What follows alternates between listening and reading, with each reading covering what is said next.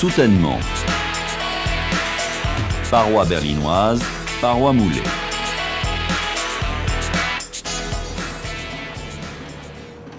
Les parois de soutènement retiennent les terres lorsque la réalisation de talus est impossible.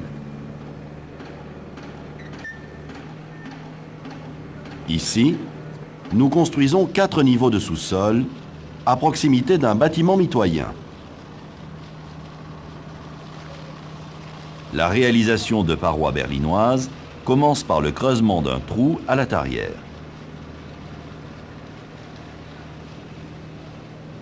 Les profilés métalliques sont mis en place.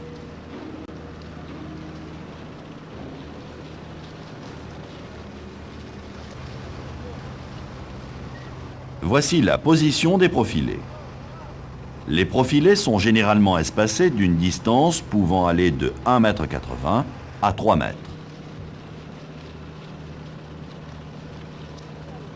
Le terrassement en pleine masse s'effectue par passes d'environ 2 mètres de haut. Le terrassement entre les profilés se fait manuellement.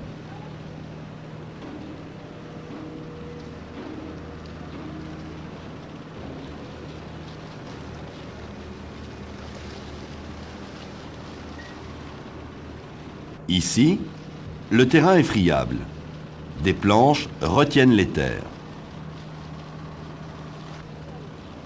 Les armatures reliées au profilé sont mises en place. Le béton projeté crée la paroi de soutènement. Une finition est apportée par talochage du béton frais. Ces parois de soutènement nécessitent la pose de tirants d'ancrage et la pose d'un butonnage. Une autre méthode permet de retenir les terres. C'est la paroi moulée. Celle-ci a 2 autres avantages. Elle assure l'étanchéité de la paroi et peut servir éventuellement de fondation. L'exécution de parois moulées commence par la construction de murettes guides. Elles garantissent la bonne implantation de la paroi moulée. Ces murettes servent de guide à l'outil de forage.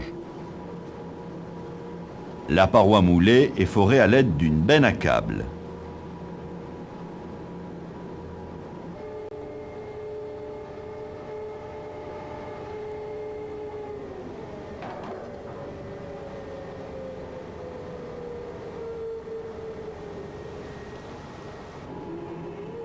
Un mélange de bentonite et d'eau, appelé boue de forage, assure le maintien des parois de la tranchée. Cette boue est alimentée au fur et à mesure du forage.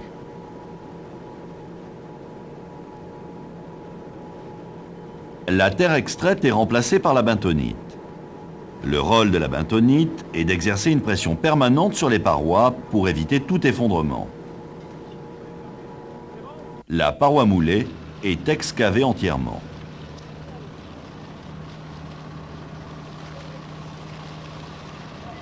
Des tubes joints posés aux extrémités assurent l'étanchéité des reprises.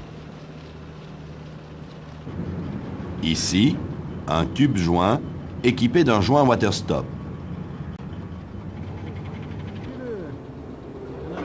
Les armatures sont mises en place.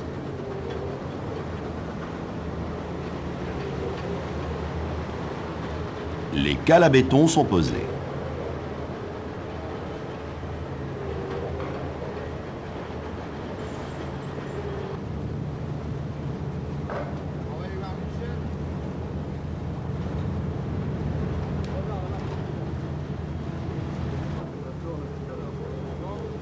Le bétonnage se fait à l'aide d'un tube plongeur.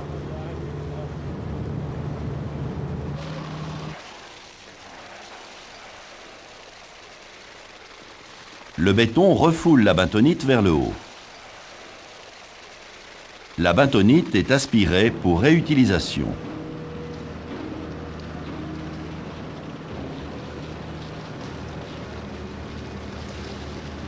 Le tube plongeur doit toujours être noyé dans le béton.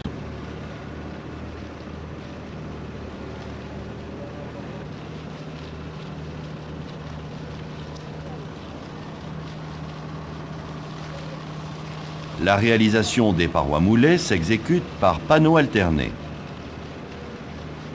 Ces panneaux ont des longueurs variant de 5 à 7 mètres.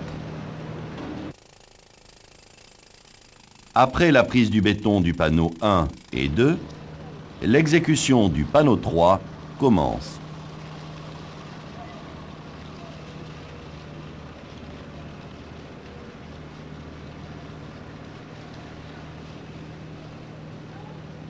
La stabilité provisoire ou définitive de la paroi moulée peut nécessiter des ancrages par tirant ou butonnage. Un recépage de la partie haute de la paroi élimine le mauvais béton.